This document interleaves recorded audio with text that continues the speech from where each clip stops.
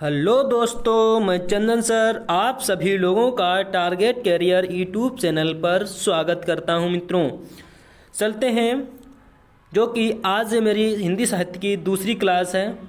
मैंने आपको first class में पहले हिंदी साहित्य के डेफिनेशन को बताया था, इतिहास के बारे में बताया कि इतिहास क्या होता है। उसके साथ ही साथ मैंने हिंदी साहित्य की जो इतिहास लेखन की जो परंपरा रही उसको मैंने समझाने का प्रयास किया।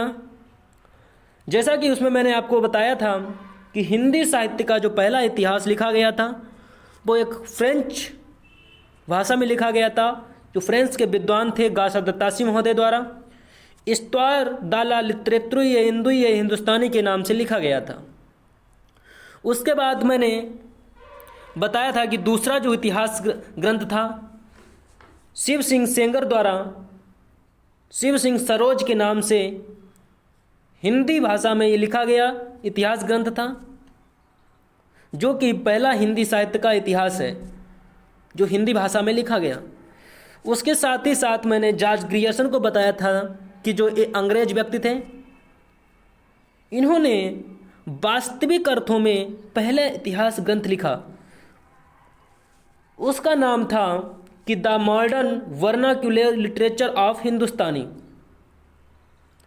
इस नाम से वो कि अंग्रेजी भाषा में लिखा गया था, the modern vernacular literature of Hindustani, जो कि अंग्रेजी भाषा में लिखा गया था।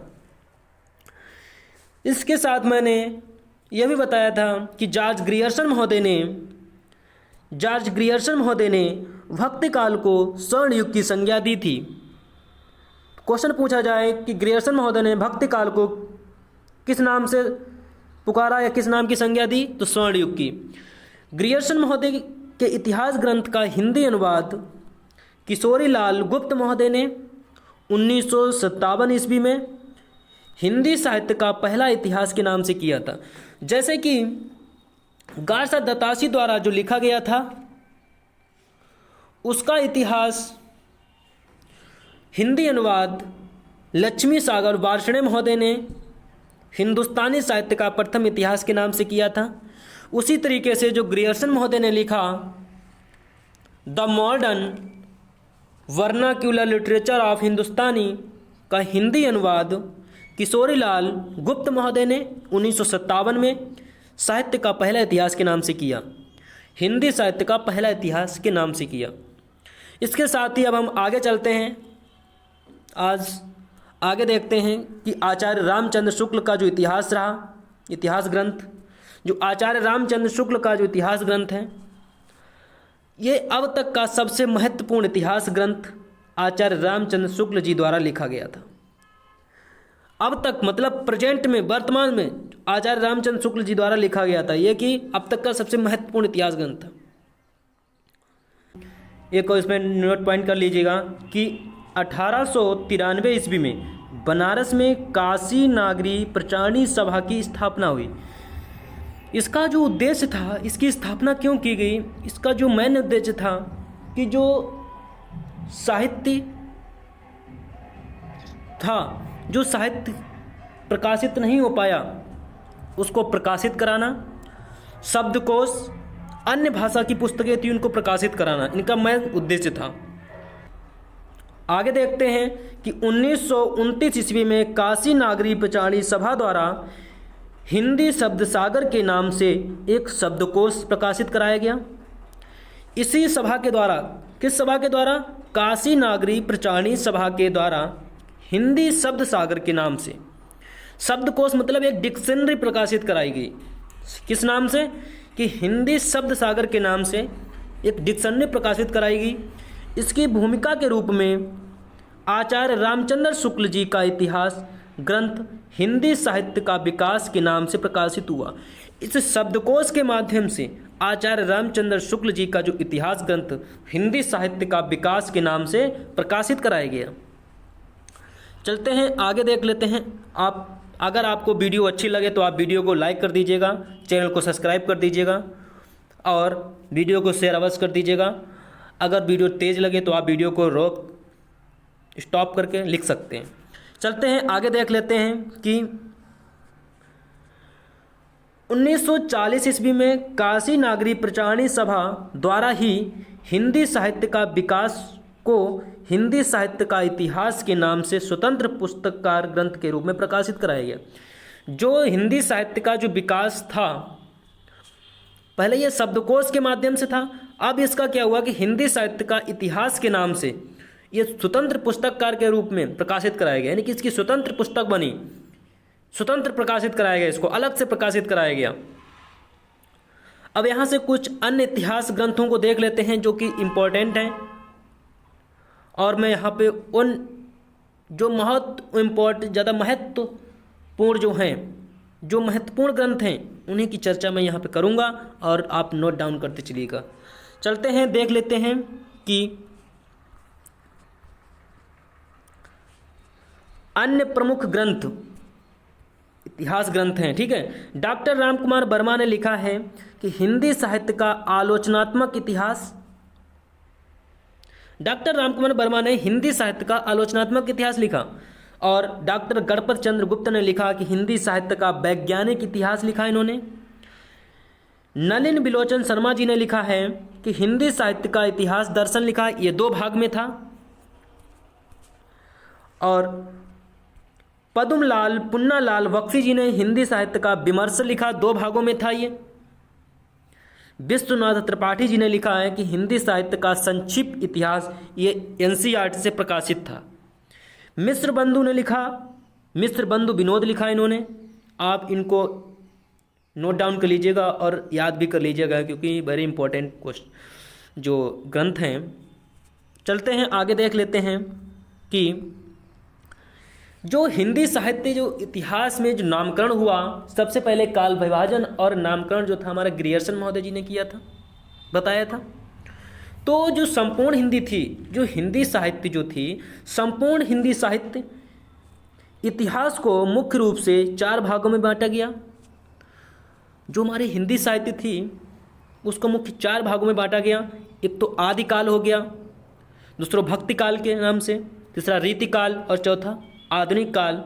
देख लेते हैं 4, इनको साथ ही साथ एक एक करके पढ़ेंगे। आदिकाल, भक्तिकाल, रीतिकाल और आधुनिक काल। ठीक है, अब इनको एक एक करके पढ़ते हैं। आप सबसे पहले टारगेट कैरियर को सब्सक्राइब कर दीजिएगा और बेल आइकन को प्रेस कर दीजिएगा। चलते हैं आदिकाल के बारे में पढ़ते हैं कि आदिकाल का नामकरण पढ़ेंगे, किस नाम से, किसने किसको कहा। जो आदिकाल है,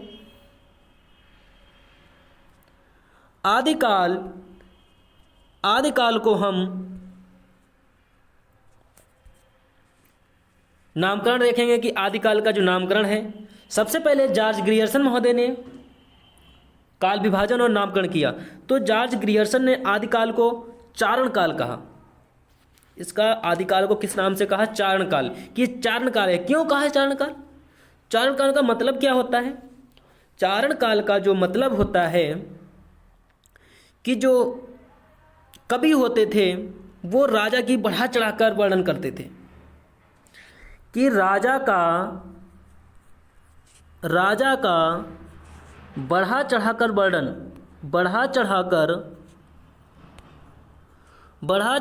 वर्णन करते थे। ठीक है, चारण का, जैसे कि हाँ प्रयागराज है, इधर बोला जाता है कि छेड़ शब्द है। इससे मैं इस तरीके से बता दूंगा कि आप कभी जिंदगी में नहीं भूलोगे। छेड़ को वहाँ बोलते हैं कि बकरी को क्या बोलते हैं? छेड़। जैसे कि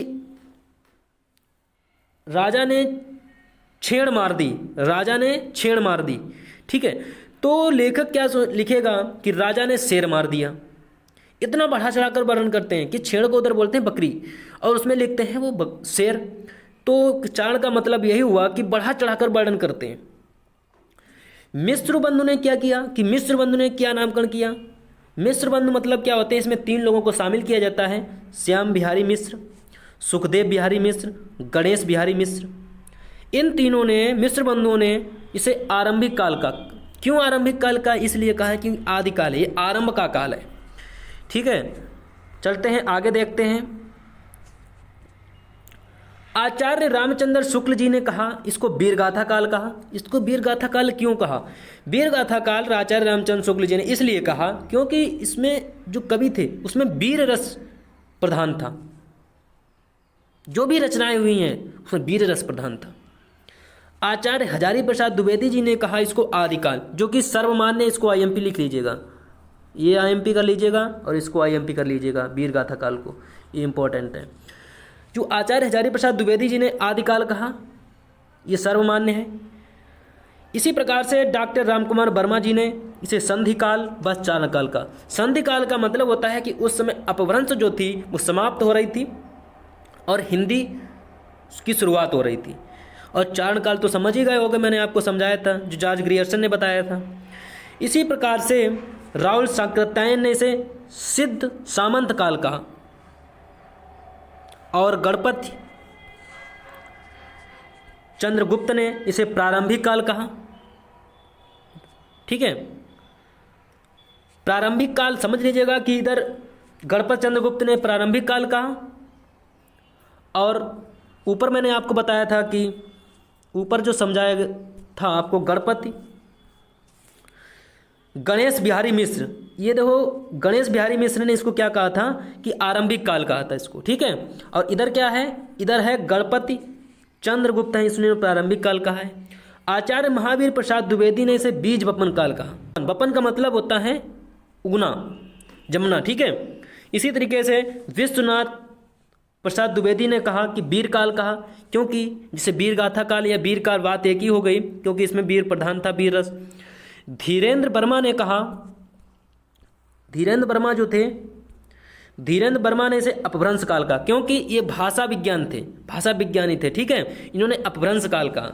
राम खेलावन पांडे ने इसे संक्रमण काल कहा है और रमाशंकर शुक्ल ने यह रसाल, यहाँ पर रसाल होगा, रसाल ने कहा है आदिकाल कहा है। रसाल ही आम का पर्यायवाची है। और सुमन राज ने इसको कहा है आधार काल का है। आगे देख लेते हैं भक्ति काल का नामकरण देखेंगे। भक्ति काल का नामकरण किस प्रकार से हुआ, ये इतना इंपॉर्टेंट नहीं जितना क्वेश्चन जो पूछे जाते हैं आदिकाल से पूछे जाते हैं और रीतिकाल से पूछे जाते हैं। भक्ति काल और आधुनिक काल से ज़्यादा क्वेश्चन ट्रेन नहीं करते हैं। तो देख लेते हैं कि मिश्र बंधुओं ने इसे माध्यमिक काल कहा है और आचार्य रामचंद्र शुक्ल जी ने इसे भक्ति काल कहा है, जो कि सर्वमान्य है। इसे आईएमपी कर लीजिएगा। ठीक है, हजारी प्रसाद द्विवेदी ने इसे पूर्व मध्यकाल कहा। क्यों कहा पूर्व मध्यकाल? देखो इन्होंने इसलिए हजारी प्रसाद द्विवेदी ने कहा मध्यकाल कि स्टार्टिंग का आदिकाल था और अंत में जो था आदिकाल, यानी कि वर्तमान जो है आधुनिक काल। शुरू में आदिकाल और फिर आधुनिक काल, इसके बीच का जो काल था वो, इसमें क्या भक्तिकाल आया और एक आया रीतिकाल।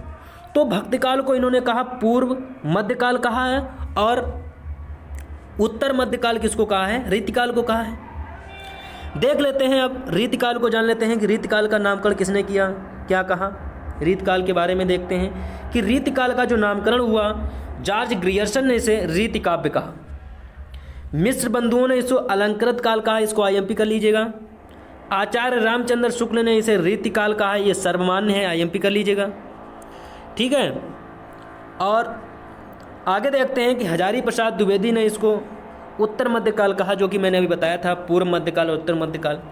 ठीक है, विश्वनाथ प्रसाद मिश्र ने इसे श्रृंगाल काल कहा है। गणपत चंद्र गुप्त ने इसे अपकर्षक काल कहा है और रमाशंकर शुक्ल रसाल ने इसे कला काल कहा है। आगे देख लेते हैं कि आगे जो है कमल कुलश्रेष्ठ ने इसे अंधकार काल कहा है। इसी तरीके से रीतिकाल भी समाप्त हो गया। आगे देख लेते हैं कि आधुनिक काल को किसने क्या नाम दिया। आधुनिक काल के बारे में जान लेते हैं कि आधुनिक काल जो है नामकरण मिश्र बंधुओं ने इसे वर्तमान काल कहा। वर्तमान काल मतलब जो काल चल रहा है, इसे मिश्र बंधुओं ने कहा कि ये वर्तमान काल है आधुनिक काल को। आचार्य रामचंद्र शुक्ल ने इसे गद्य काल कहा है। गद्य काल, इसमें जो भी रचनाएं हुई गद्य की हुई। ठीक है, हजारी प्रसाद द्विवेदी ने इसे आधुनिक काल कहा है, ये सर्वमान्य है, इसको आईएमपी कर लीजिएगा। और लास्ट है ये लास्ट जो है बाबू गुलाब राय ने नवीन काल कहा है, क्योंकि नया काल कहा है आधुनिक काल को। ठीक है, अगर आपको वीडियो अच्छी लगे तो आप वीडियो को लाइक कर दीजिएगा, चैनल को सब्सक्राइब कर दीजिएगा और दोस्तों के साथ शेयर अवश्य कर दीजिएगा। आज हमारा ये समाप्त हुआ।